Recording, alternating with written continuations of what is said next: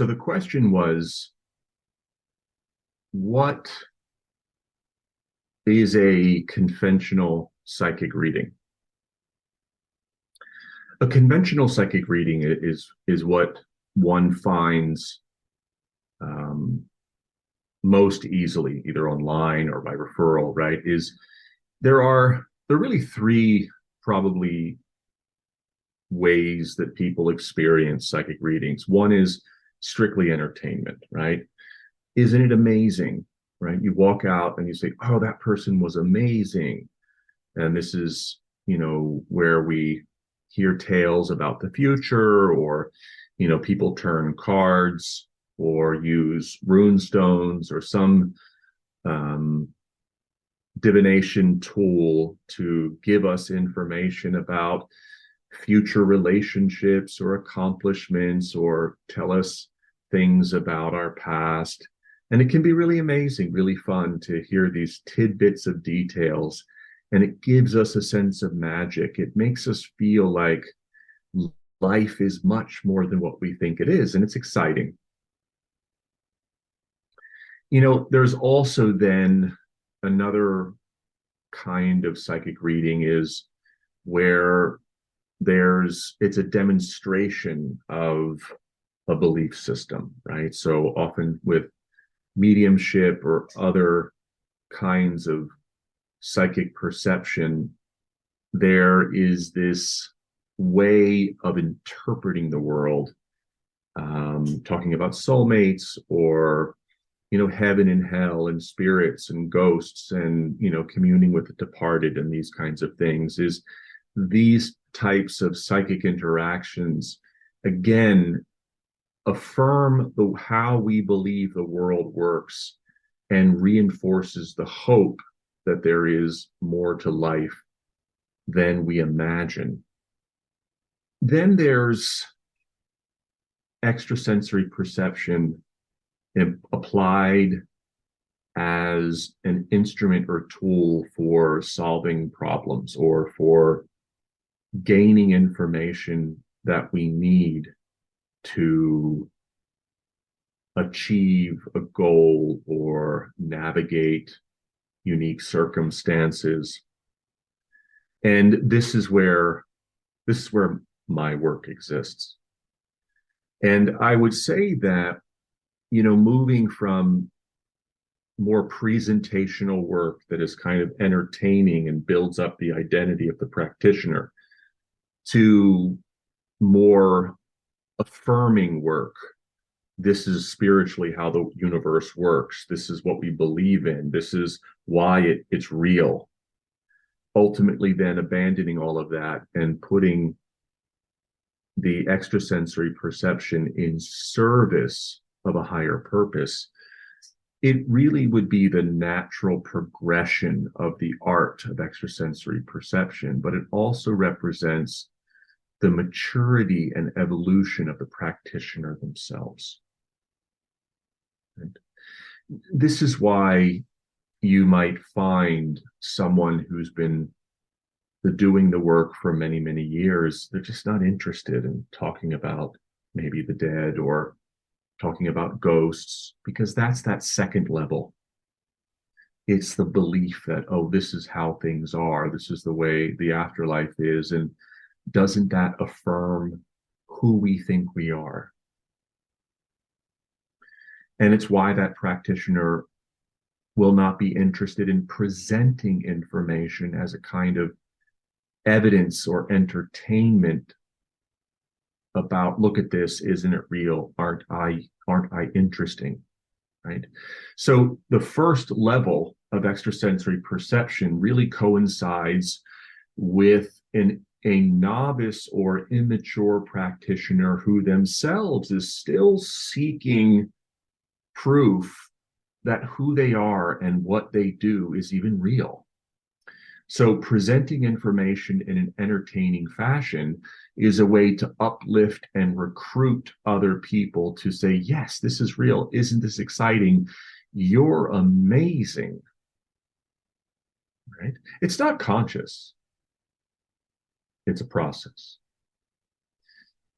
Because when someone first becomes intrigued about extrasensory perception, what they want to know is it real?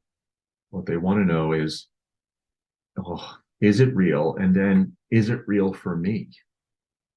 And then they start to think, well, gosh, I think I am doing this. I think I am knowing this. I think I can do this. And then they put themselves on a platform and present themselves as psychic, and everything they do is to further prove this is who I am, look at my ability. And it's an important step for building a persona to integrate extrasensory perception into one's identity. And then once one accepts that identity, then they transition into using extrasensory perception to confirm the worldview, the belief systems that further secure their identity as a psychic and the way they believe it all works. And that's where we get into, predicting and quasi-religious beliefs and issues of surrounding death and dying and ghosts and spirits and all this kind of thing. And then eventually one outgrows that. It becomes just a tiresome pursuit that is largely self-involved, in that the beliefs are ways of insulating a worldview that supports the persona of a psychic as being solid and real. But even though it supports the persona, it actually constricts that individual and prevents them from growing. And there is a natural progression. There is an underlying desire to find truth, unless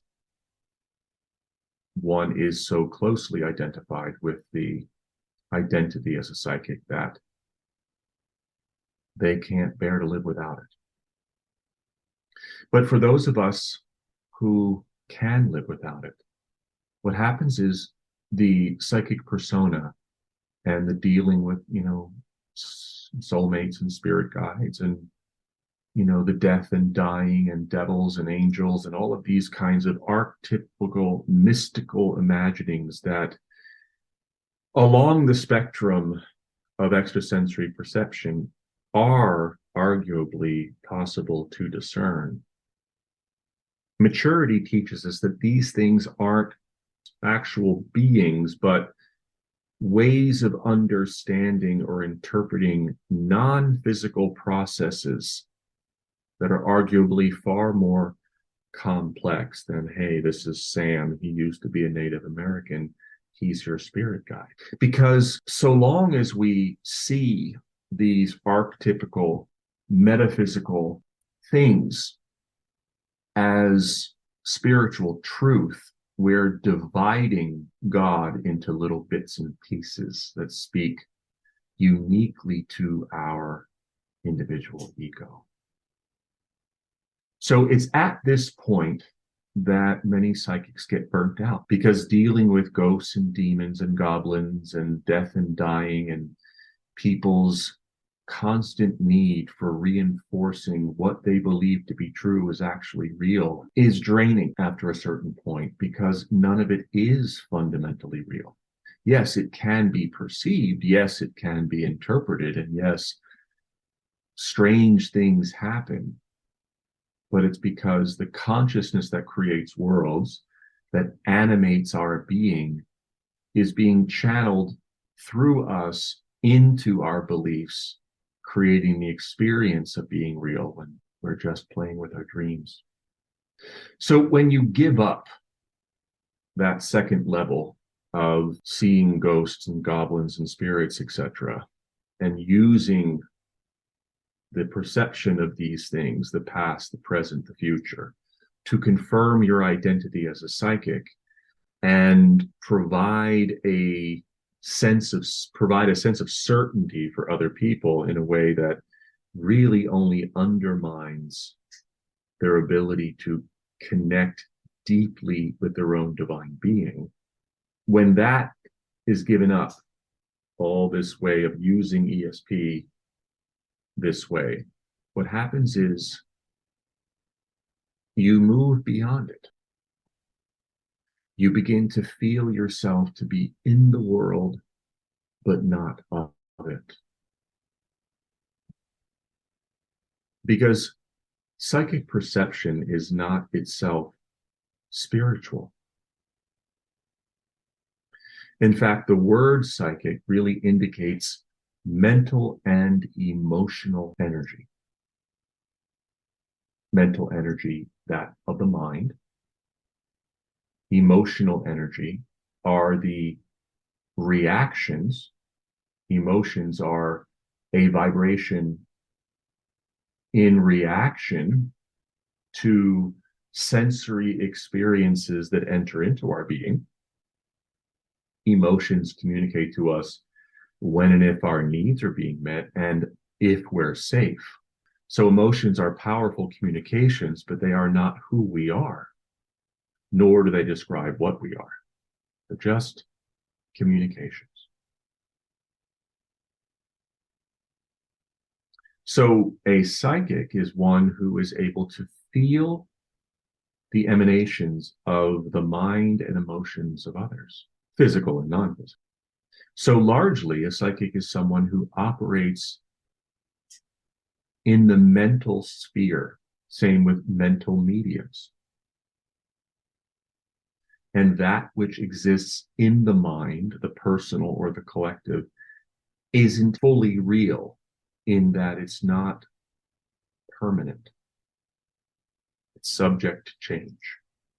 And that which is subject to change is not fully real. But working with the mind, we can begin to see how it deceives us, the way that it works. It's like being inside a movie theater and observing the pictures on the screen. Those are our thoughts. Those are our extrasensory perceptions. And we can either believe that what we see there is real, or after being in the theater for a long time, we begin to look behind us and see the projector. Look next to us. Look at the seat. Look at the exit sign. Look at the curtains. Look at the floor. We begin to see that the whole environment is constructing the ability for the pictures to appear. And then something really begins to change. So for those of you who read The Rational Psychic, I want you to sort of mentally flip back through those pages and see that that book was not a collection of psychic stories. In fact, I really, if I recall, didn't share any client interactions. What I did was talk about spontaneous perceptions and then my direct observation of the mind itself. And here's the thing. When you begin to observe the mind itself, you begin to see beyond it. It actually, the more you stare at it, the more it begins to dissolve.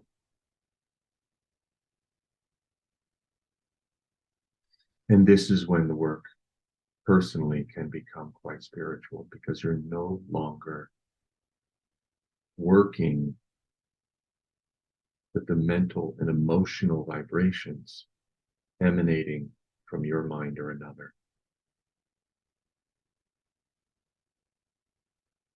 There's a greater context. There's that which holds the space within which individual minds appear.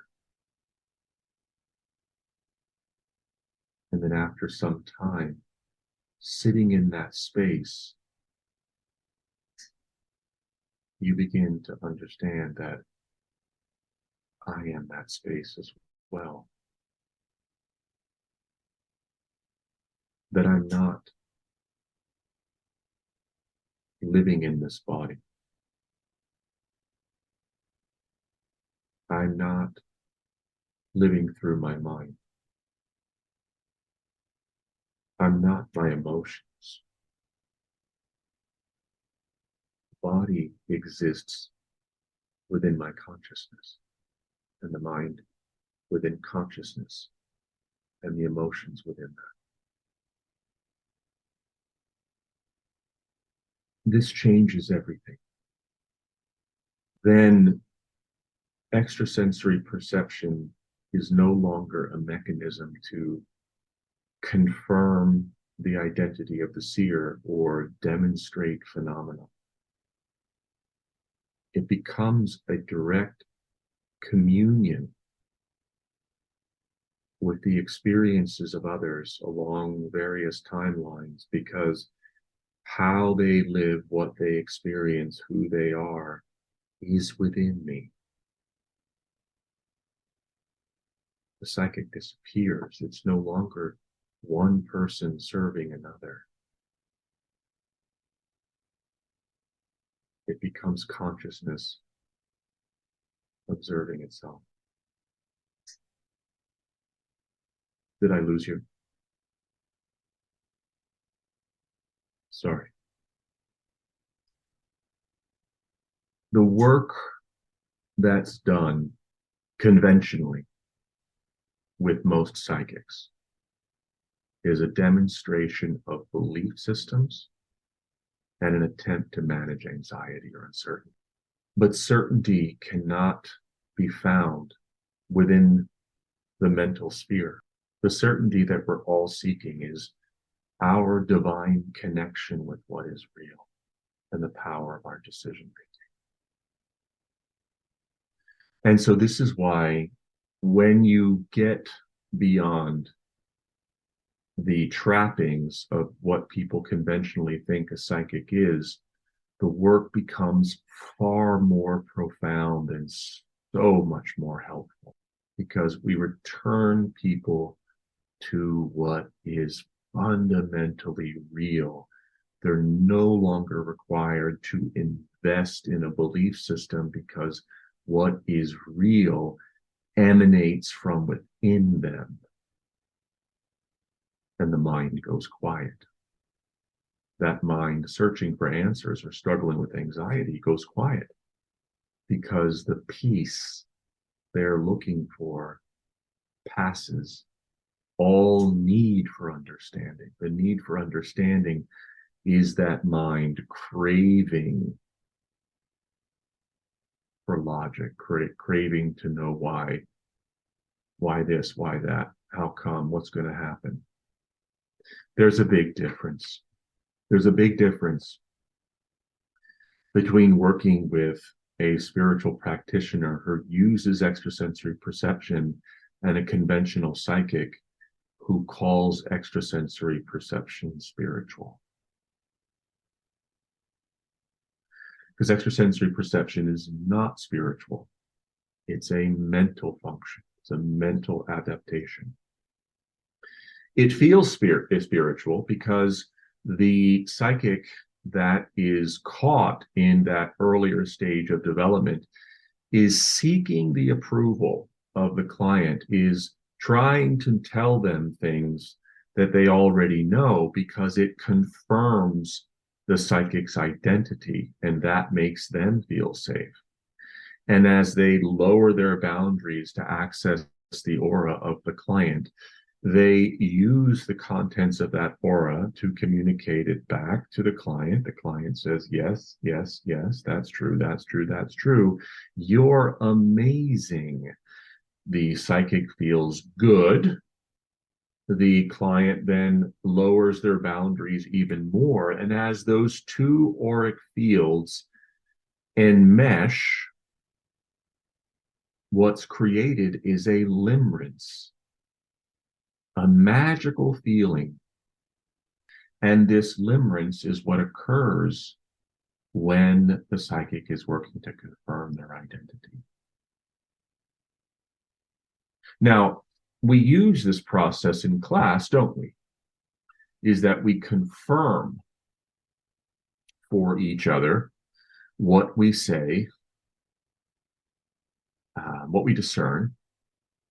We give each other feedback. And I have you give each other feedback because it is a way for you to learn to trust your subjective resources as a source of factual information. But if at some point we don't come to trust that innate capacity, then we continue to seek approval. And the seeking of approval negates the ability to really serve.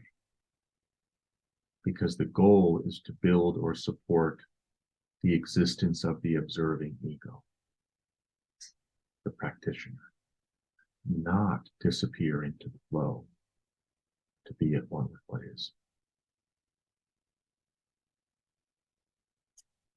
So I have different goals for you all. But in the beginning, yes, we'll have you give feedback. And then some of you may become so much impressed with your own capacities that you'll begin to see things that don't require feedback.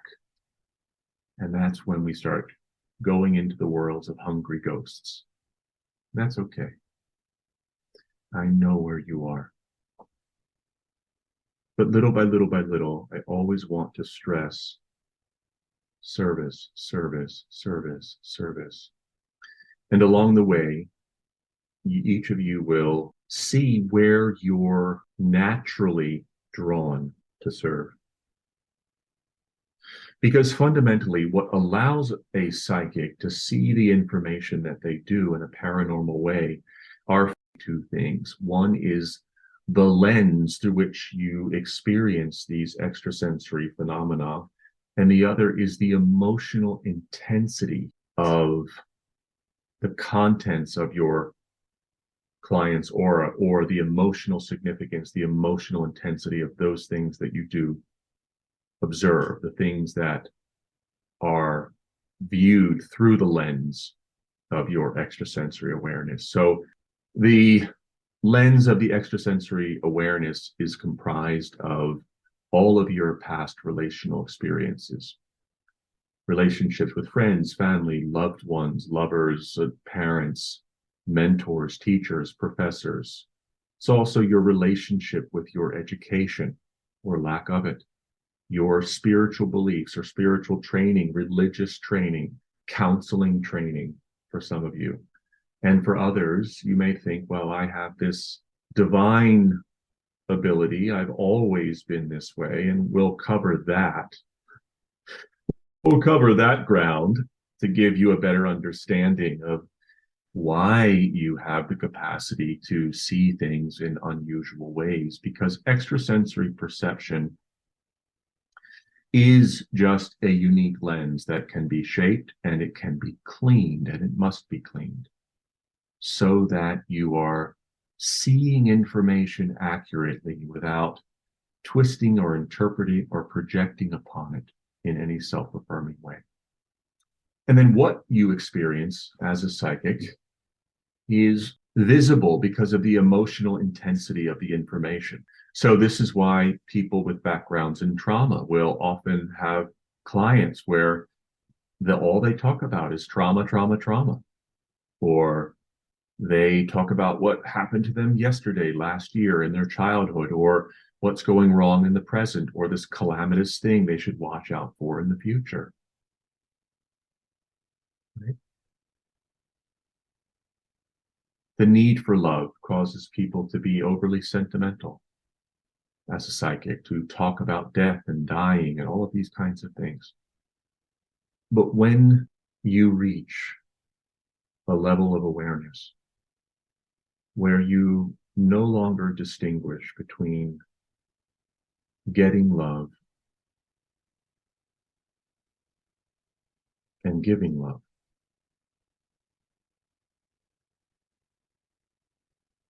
the absence of any polarity or duality then the significance of what you experience begins to wane. And you can just feel and see the needs and processes, the thoughts, the feelings, the